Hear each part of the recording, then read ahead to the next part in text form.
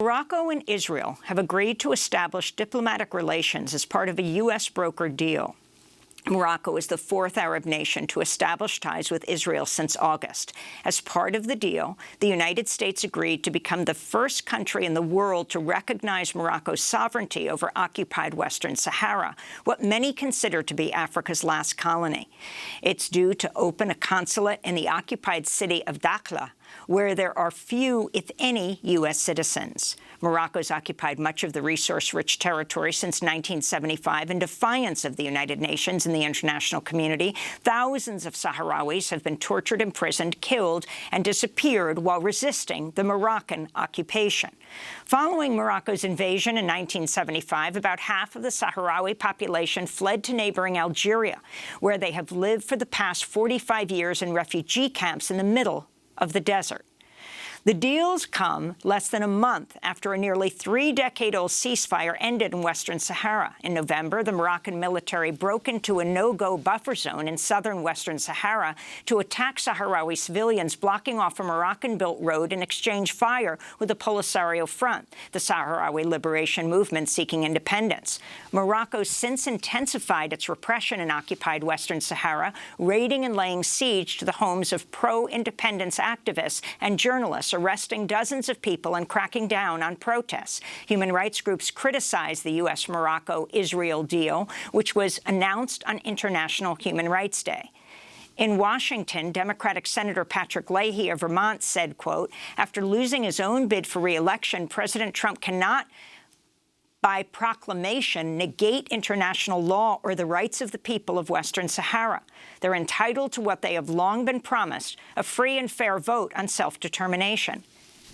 In 1991, the United Nations promised Sahrawis a referendum on self-determination as part of a ceasefire deal, but Morocco has blocked the referendum from happening. Bassem al-Sahi of the Palestine Liberation Organization also condemned Morocco for joining Bahrain, Sudan, and the United Arab Emirates in establishing ties with Israel despite the ongoing occupation of the West Bank and Gaza. He said the deal is unacceptable and warned it will embolden, quote, Israel's belligerence at its denial of the Palestinian people's rights. We're joined right now by Hanane ACHRAOUI, the longtime Palestinian diplomat and scholar. She recently resigned her position executive committee member of the Palestine Liberation Organization. She was the first woman to hold a seat in the highest executive body in Palestine. She's joining us right now from the West Bank. We welcome you to Democracy Now! It's great to have you with us. If you can start off by talking about the Morocco-Israel part of this deal.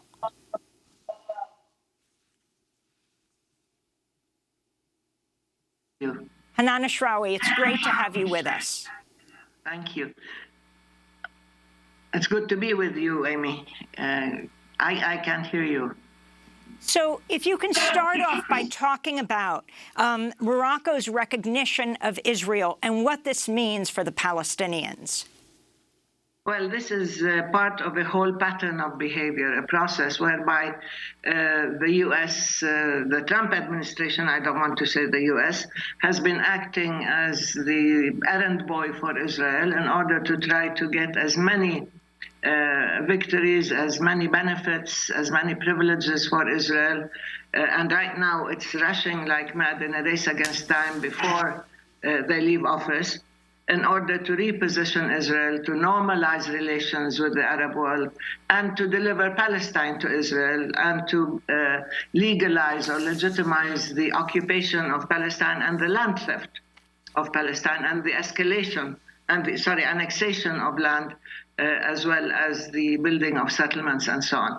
So this pattern, in many ways, utilized very not just illegal, but cruel means. I said it's between bribery and blackmail.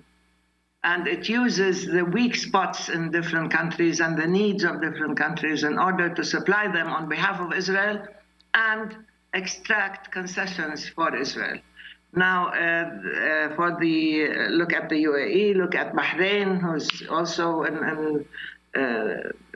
normalized with Israel and is in trouble. Look at now Morocco. Now, the instability in many different countries, look at Sudan, of course, which is another tragic case, was exploited, and the weakness of certain, the needs of certain regimes and rulers were also exploited in order to extract these privileges and so on for Israel and reposition it as a major power in the region and to give it a free hand and to enable it to be part of what they call the Sunni moderate bloc in facing Iran and the Shia. Now with Morocco, it's different from the issue of Sudan and the Gulf countries because Sudan, of course, needed to be removed off the terrorist list and needed the blockade to be lifted. Morocco wanted the U.S. to recognize and accept its control and its annexation, control over and annexation of the Western Sahara.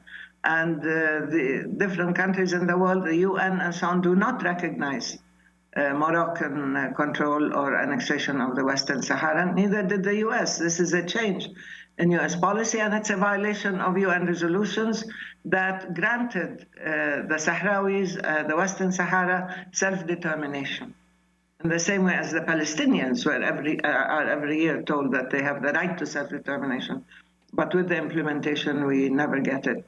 So this has created, again, a situation of quid pro quo, where the U.S. exploits the weakness or the avarice of other countries in order to bring them to normalize with Israel and in order to break Arab ranks, to destroy the Arab Peace Initiative, to violate successive Arab resolutions, and to place Israel in the heart of the region as a major economic, military, security power.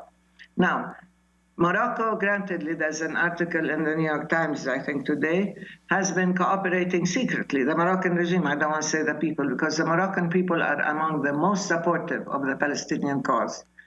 And they're extremely patriotic and extremely, they identify with Palestine. So they're very unhappy with what's happening. They're very unhappy with the normalization with Israel. And they know that normalizing with Israel means normalizing the occupation, means normalizing lawlessness. It means that they are giving Israel a free hand to continue with its policies against Palestine. And we are seeing how, in these last days of the Trump administration, Israel has escalated and intensified its settlement activities, its home demolition of the Palestinian people. It's superimposing an apartheid system now totally on the West Bank in particular, and its illegal annexation of Jerusalem, and creating rings of settlements to isolate Jerusalem and to fragment the West Bank, knowing that it has the blessings of this U.S. administration and knowing full well that destroys any chances of peace in the same way as it destroys the chance of having a viable, territorially contiguous Palestinian state. So what exactly does it mean, Hanane ACHRAOUI, to have Bahrain, Sudan, the United Arab Emirates, and Morocco recognize Israel? How does that change things on the ground for Gaza and the West Bank? It just emboldens Israel even further. It's not a question of recognition or making peace, as the Trump administration claims. There was no war. I mean, they don't share borders with Israel. They've never had a war with Israel, neither Morocco, nor the Emirates, nor Bahrain, nor Sudan. So in a sense, what they're doing is looking for any place where they can make peace, or where they can have agreements and normalization, as they say, in order to say they made peace. And you see, the Palestinian question is not central and is not a prerequisite to peace, and the Arab Peace Initiative is no longer applicable, and that Israel can have all the fruits of what is called peace and normalization without having to pay its dues in terms of compliance with international law. So this, of course, does weaken the Palestinian position. The U.S. administration has taken several unilateral and illegal steps in order to bash the Palestinians into submission, and it failed. It says, now it's very clear that they have fragmented the Arab position. They have created and enhanced fault lines within the region. They are supporting a sort of artificial polarization, and they are creating further rifts between the people and their leadership, and they are supporting more autocratic or despotic regimes. And we think that the Trump administration has been acting like one, and outside the law, so to speak. So now, of course, the Palestinians know that this weakens their hand. They know that this, in many ways, undermines the Arab unanimous support for the Palestinian cause. The regimes themselves may have taken such self-serving and illegal positions, but the people, the Arab people as a whole, remain committed and remain supportive of the Palestinian cause. Now, Israel feels that it is not only above the law, that it can do whatever it wants, but it has partners in crime. First, it was the American administration that entered into collusion or complicity with the U.S. administration and with Israel. Now it is dragging Arab countries or Arab leaders in order to do the same. And it went so far as the Emiratis have been signing agreements with the settlers and with the settler business groups. And we keep reminding people settlements are illegal. They are a war crime, according to the Rome Statute and the ICC. And anybody who cooperates or supports or aids and abets a war crime can be held accountable as well. But they're moving so fast and they're creating situations that are so volatile, I think, that they will introduce more instability in the region. It is an abnormal situation. It is a result of specific needs. It was the need for Netanyahu to be able to get re-elected. It was the need for Trump to say he's a peacemaker before November. Now it's a question of fulfilling requirements in order to appeal to his constituency, whether it is the extreme right-wing Zionist evangelicals or whether it is the pro-Israel lobby or whether it is his funders like Sheldon Adelson and others. This has become a pattern that is very disruptive, that is illegal in many ways, and that has placed the U.S. outside the realm of peacemaking or recognition and of an adherence to international law and UN resolutions. Hanane ACHRAOUI, can you address why you stepped down from the PLO leadership? Explain your decision. Okay, well, I did issue a statement and I did speak out, but it's a question of actually fulfilling not just a promise, but a pledge. It is practicing what you preach in many ways, in the sense that I believe it is time for the PLO to be reformed, for the institutions to be rejuvenated, for the democratic process to take place, to have elections and to elect new leadership, particularly young men and women, and to reform the system, and of course to respect our institutions and their role. There have been several instances and issues, which I don't want to discuss, right now, but I did discuss them with the president, that I felt have weakened and undermined the standing of the PLO and our decision-making, and continued continued the rift, which was not in our benefit, and it had weakened the Palestinian position internationally and in terms of standing up to Israeli violations. So there's a long list of things, but I feel it's time. And I've been trying to leave for some time now. And I wanted to practice what we call the graceful exit in order to make room for others. And perhaps this will trigger others or trigger more reform or trigger the meeting of the institutions of the PLO in order to elect new leadership. And we do need elections and a genuine revitalization of the system and an exercise of democracy. Finally, can you address the issue of the pandemic, COVID-19, in the occupied territories? You tested positive for COVID. You have Saeb Erekat, the chief PLO negotiator, who died of COVID. Can you talk about the situation and how you recovered? Certainly. It's really drastic. It's extremely dangerous. We have lockdowns every weekend, but that's not enough. There is no movement between different districts and so on, but the situation is rapidly threatening to get out of control. Actually, nobody still has any vaccine or medicine, but the thing is, we are under occupation. We do not control our borders, our crossing points, entrance and exit. Israel controls everything. And as such, in many cases, people who come in or go out and so on are subject to Israeli control and what Israel does and says. And therefore, we were unable to control our borders, and the workers who go to Israel or Palestinians from Israel who come to visit families and have social occasions, because we are one people, the indigenous Palestinians in Israel, we call them the 48 Palestinians. So it has created a situation where there is really no control, and we don't have a health system, despite the fact that we have very qualified doctors and a Ministry of Health that has been working extremely hard to try to control it. It did at first, it acted quickly, it controlled the situation, and then with the second wave, it became worse. And now we're going through the third wave, where every day we have more than 2,000 cases, and we have deaths by the scores, which, given the number of people we have, is a very high ratio.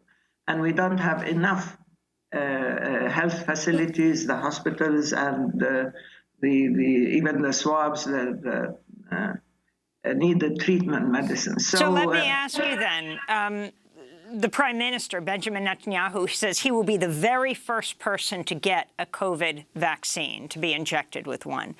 What will happen to the Palestinians? What kind of access will you have? What kind of what? Sorry? Access to vaccines will you have? Yeah, well, the president has been talking to many different countries, and every time he addresses a leader of a country, like in Russia and other places, he does ask for the vaccine. And the Ministry of Health has been in touch with the pharmaceutical companies that are manufacturing this vaccine. So we have to get it ourselves, and we have to pay for it. But at the same time, we're addressing other countries to be able to help in terms of acquiring the necessary vaccines. We don't expect to get them soon. We don't have the means to buy enough for the whole population. So I think there will be several countries that have volunteered to help, to assist, but it means we'll have to wait a while to be able to get it. And the fact that it is becoming more prevalent, it is spreading quite rapidly.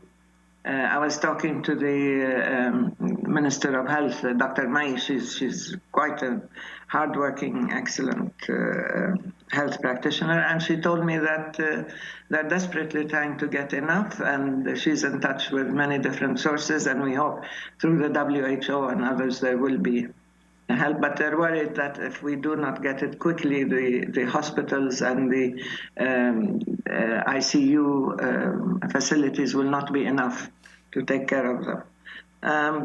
We do have good and qualified health service providers, and we trust them, but at the same time, we don't know if they can cope with the scope of the spread of the COVID-19 in Palestine. Dr. Hanane ACHRAOUI, I want to thank you for being with us. Palestinian diplomat, scholar, recently resigned her position as executive committee member of the Palestine Liberation Organization, the first woman to hold a seat in the highest executive body in Palestine, also served as the official spokesperson of the Palestinian delegation to the Middle East peace process.